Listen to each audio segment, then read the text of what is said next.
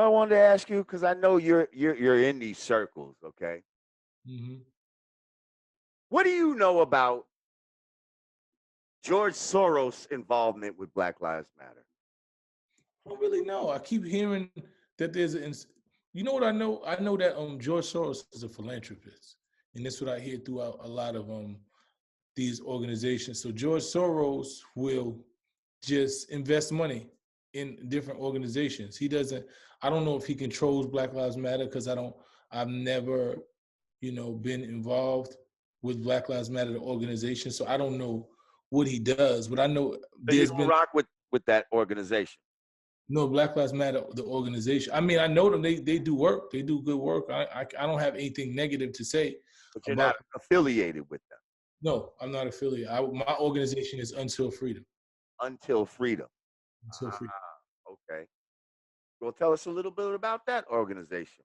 Until Freedom is an organization that was founded by myself, Tamika Mallory, Linda Sarsour, and my brother Angelo Pinto. It is a rapid response. It's pretty much a civil rights. It's the new civil rights movement of our era. It is what NAACP was to their era, is what NAN has been, is what all of our legacy organizations have been to their era, to this era.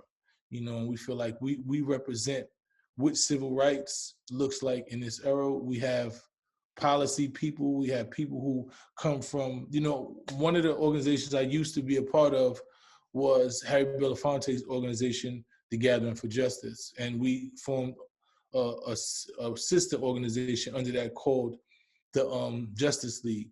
And one of his main principles was that those directly impacted have to be the ones who create the solution.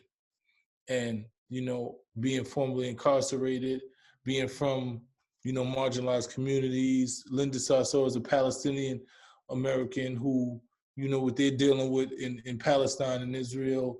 Tamika worked with Nan, and she's come from the projects in Harlem. Angelo's from Queens, and we feel like we're diverse in that we understand what is really going on in our communities, and we know how to fight. We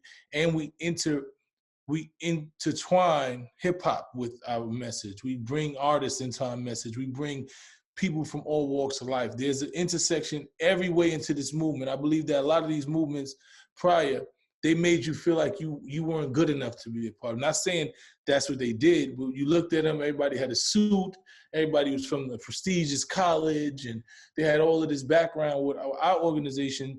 Just to be a part of this, there's no criteria other than that you got to be authentic and you got to really want what's right, and got to want freedom and equity and justice for our people. So that's what Until Freedom is pretty much. I think I think a lot of people mistakenly associate you with BLM for some reason.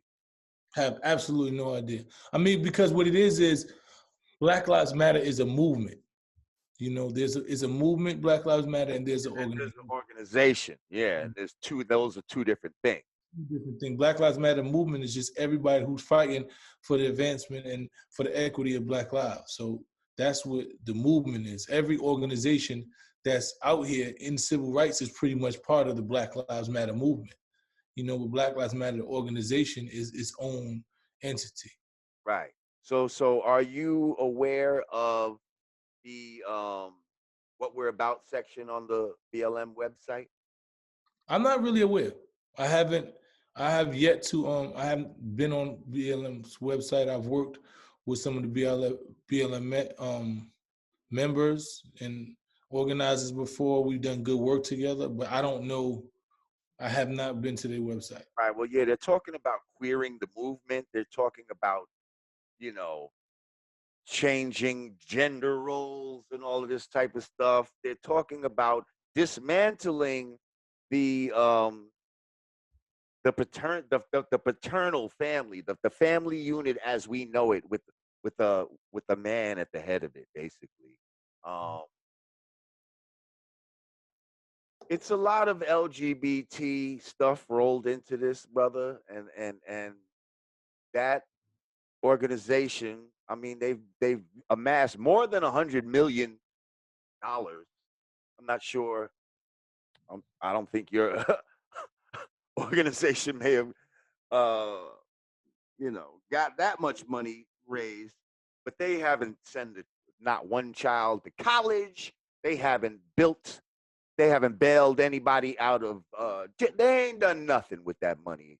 So I'm just curious if you knew anything about this BLM movement. There, what they're about, how they spend their money, anything like that. Because I have absolutely no idea what BLM, the organization, does with their finances. I don't. All I know is that a lot of organizations we've worked with BLM organizers in different cities and states, and we put together marches, we put together different organized different events with them, around different cases that we've worked with, and we've done work with them. But I don't know what they do with their money. I don't know, the principles that's on their website. yeah, it's definitely like these four lesbians that started it, and they're very like anti I mean, heterosexual. I do know that I know that they're queer women who started it. So I don't know the intricacies. I know I've met Patrice. I've met Go check out the about on their website and just see how you feel about it. Just read it for yourself because there's that's in their own words. I don't even want to paraphrase, but you know they're saying some very disturbing things when you go check it out. And yeah, I was just wondering if you were aware because I don't know. I guess people they're so you always see these Black Lives Matter signs. You know what I mean? And then yeah. I always see my song.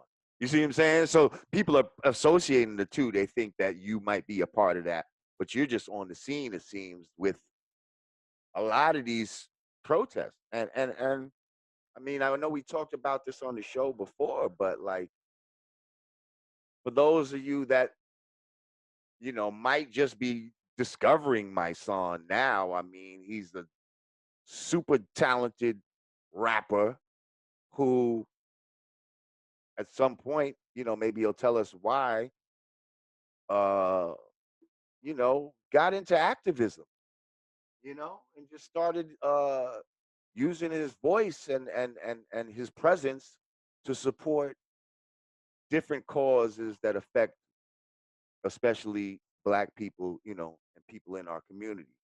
So Mhm. just tell us a little bit about what even sparked that originally in you. I mean, I believe for me it was Trayvon Martin. I always was interested. Always wanted to play my part in black evolution, and and trying to figure out how do we regain our power? How do we be united? How do we gain intergenerational wealth? How do we we elevate from the conditions we're in? So that's always been something that was on my mind. But I believe when Trayvon Martin got killed, and I seen that Zimmerman was able to just go scot free, it showed me that that we were dealing with something different, and I wanted to figure out how do I change that, because at that time my son was the same age that Trayvon was, so that was something that touched me in a different way, and it was like somebody could just kill my son, and that's it. Like what do you say to your son? What do you say to these kids? What are we supposed to do with this information? And at that point I started to be a lot more active and a lot more in tune with what was going on in society. And then directly after that, you know, when Eric Gardner got killed in New York, that was the first march and rally I ever went to, you know. And I felt like, this is something that I want to do. This is like a calling for me. Like I need to be out here. I need to be organized, and need to be connected with people who really want to see some different changes in this world. And I think that's what pretty much activated my activism.